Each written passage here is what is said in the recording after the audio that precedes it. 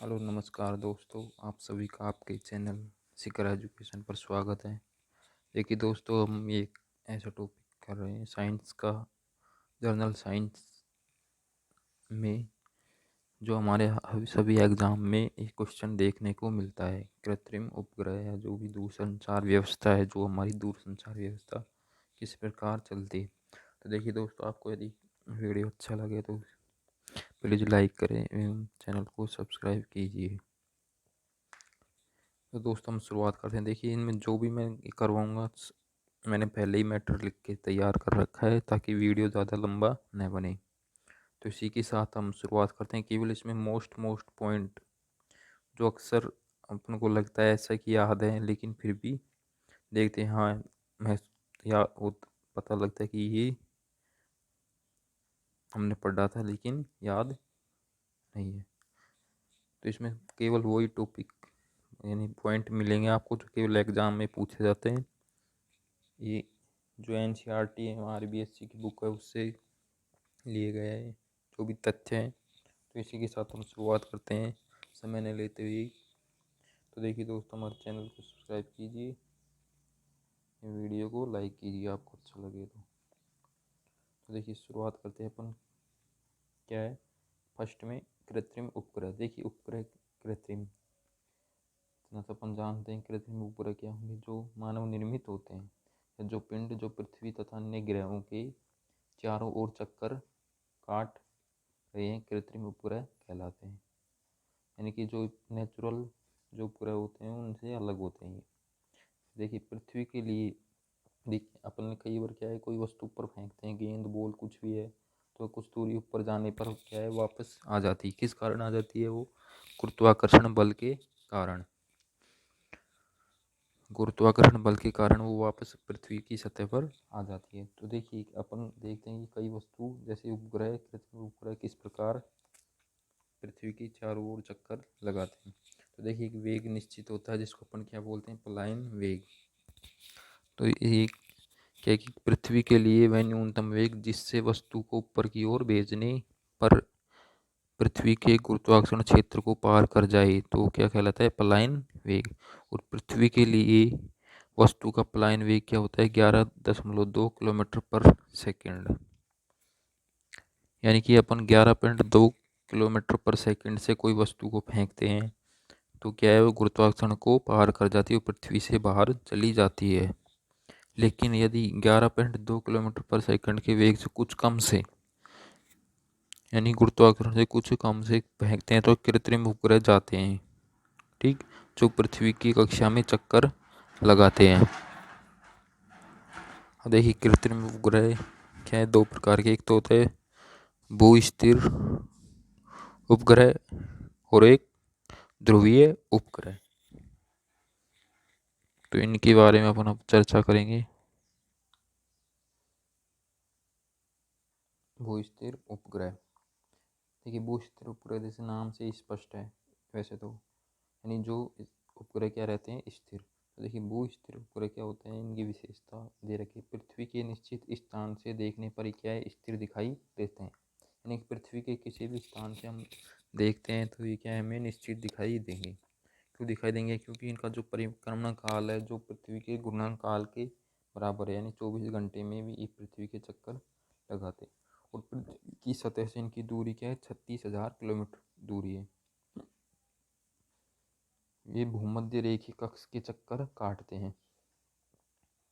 परिक्रमण काल पृथ्वी के घूर्णन काल यानी 24 घंटे के बराबर है। पृथ्वी की तरह पश्चिम से पूर्व, ये याद रखना मोस्ट इम्पोर्टेंट है। पश्चिम से पूर्व की ओर 24 घंटे में पृथ्वी का अपने कक्ष में चक्कर लगाता है, लगाते हैं। अब देखिए इनका उपयोग क्या है? भूस्थिर उपग्रहों का satellite, telephone satellite, television satellite, radio और अन्य प्रकार के जो वैश्विक संचार यानी कि संचार उपग्रह के रूप में ये काम आते हैं। क्या? भूस्थिर उपग्रह। एक दूसरे नंबर पर आता है अपना ध्रुवीय उपग्रह, पोलर सैटेलाइट। ध्रुवीय उपग्रह क्या होते हैं? ध्रुवीय कक्षा में परिक्रमण करते हैं। कहलाए, ध्रुवीय उपग्रह। तो देखिए पृथ्वी से इनकी जो दूरी होती है कितनी होती है, 500 से 800 किलोमीटर, और पूरी भूस्थिर उपग्रह की कितनी होती है, 36,000 किलोमीटर। ये बादलों के चित्र, वायुमंडल संबंधी जानकारी, ओजोन परत में छेद जैसी सूचना हमें देते हैं। और ये अपने कैमरों के द्वारा है, भूस्थिर उपग्रह है, कैमरों के द्वारा अपने पूरे दिन में क्या है, 1 या 2 बार संपूर्ण पृथ्वी का अवलोकन कर सकते हैं। ये क्या है, ध्रुवीय उपग्रह की विशेषता। और देखिए एक शब्द आता है सुदूर संवेदन। तो सुदूर संवेदन क्या होता है, देखिए किसी वस्तु के संपर्क में आए बिना उस वस्तु के संबंध में जानकारी प्राप्त करना क्या कहलाता है, सुदूर संवेदन कहलाता है। तो दोस्तों ये था अपना ध्रुवीय उपग्रह। इसी प्रकार अपन आगे चलते हैं और विशेषता देखते हैं कुछ। तो भारत की तरफ से देखिए जो सुदूर संवेदी उपग्रह जो प्रक्षेपित किए गए हैं अंतरिक्ष में, तो वो इस प्रकार है, IRS first A, IRS 2V, IRS 3C। तो देखिए जो संचार व्यवस्था है, उपग्रह संचार व्यवस्था किस प्रकार चलती है, अपन जैसे कोई वीडियोग्राफी, जैसे अपन टीवी पर देखते हैं, कोई समाचार सुनते हैं, तो किसी ऑन स्पॉट जैसे खेल की वीडियोग्राफी से फिर विद्युत चुंबकीय संकेत मिलते हैं भू स्टेशन जो अपना होता है वहाँ पर, भूमि पर। फिर उससे संकेत कहाँ पर जाते हैं, उपग्रह पर, रेडियो तरंगों के माध्यम से।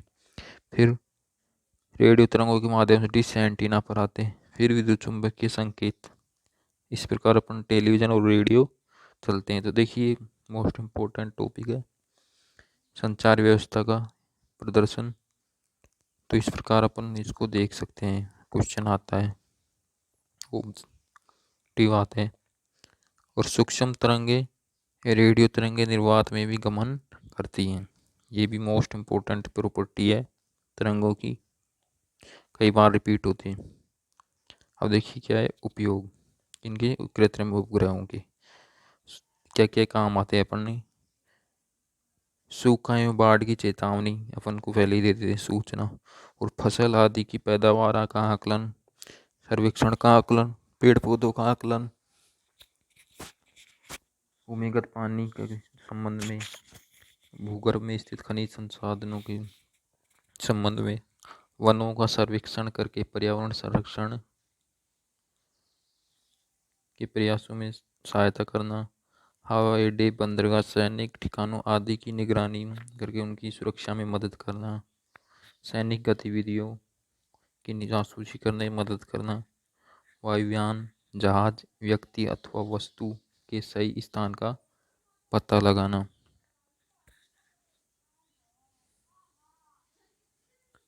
अब देखिए सर्वप्रथम जो अपने भारत यानी जो कृत्रिम उपग्रह प्रक्षेपित किया गया है अंतरिक्ष में, वो कौन सा देश था, रूस, 1957 में। और आज पृथ्वी के लगभग 3,000 से अधिक क्या है कृत्रिम उपग्रह, रॉकेट एवं स्पेस शटल। जो भारत का प्रथम अधिकतम भारतीय उपग्रह किस किस देश के हैं, देखिए अमेरिकी, रूस, यूरोप की सहायता से छोड़े गए हैं। यानी जो अधिकतम उपग्रह हैं अपने, जो अमेरिका, रूस, यूरोप की सहायता से छोड़े गए हैं। अब भारत का देखिए प्रथम कृत्रिम उपग्रह कौन सा था, आर्यभट्ट, जो कब छोड़ा गया है, 19 अप्रैल 1975, 75। और ये कहाँ से छोड़ा गया है, सोवियत संघ का जो बैकानूर प्रक्षेपण स्टेशन है वहाँ से, बीकानूर है, बीकानूर, वायुमंडल का अध्ययन करने के लिए छोड़ा गया था। उसके बाद 1919 में भास्कर फर्स्ट दूर संवेदी उपग्रह जो प्रक्षेपित किया गया।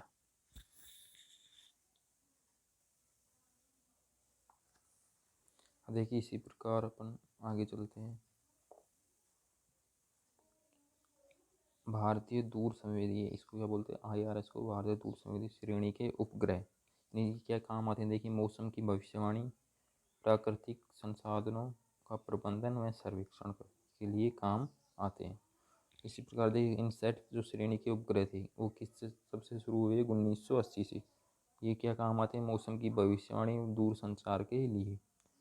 देखिए कल्पना जो चावला थी अपनी प्रथम अंतरिक्ष यात्री भारत की महिला,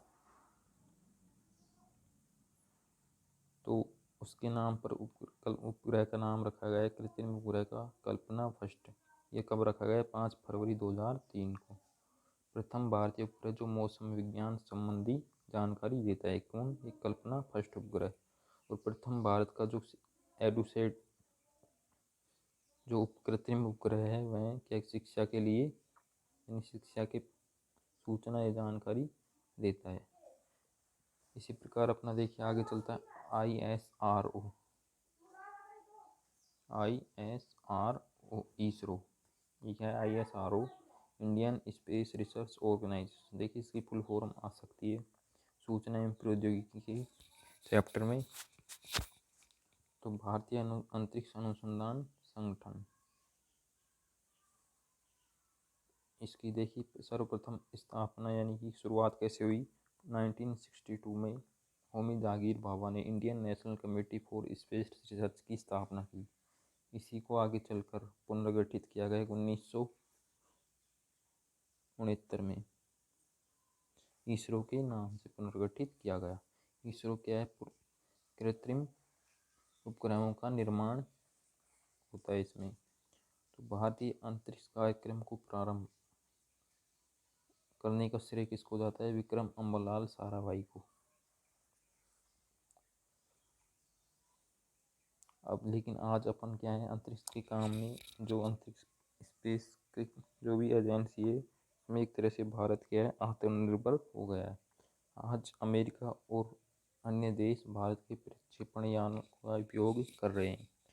और भारत में क्या है, प्रक्षेपण केंद्र श्रीहरिकोटा सार चेन्नई में, विक्रम साराभाई अंतरिक्ष केंद्र तिरुवनंतपुरम, और जोधपुर में क्या है, दूर संवेदी केंद्र। ये याद रखना आप अवश्य। और विक्रम साराभाई अम्बालाल साराभाई का जन्म 1919 अहमदाबाद में।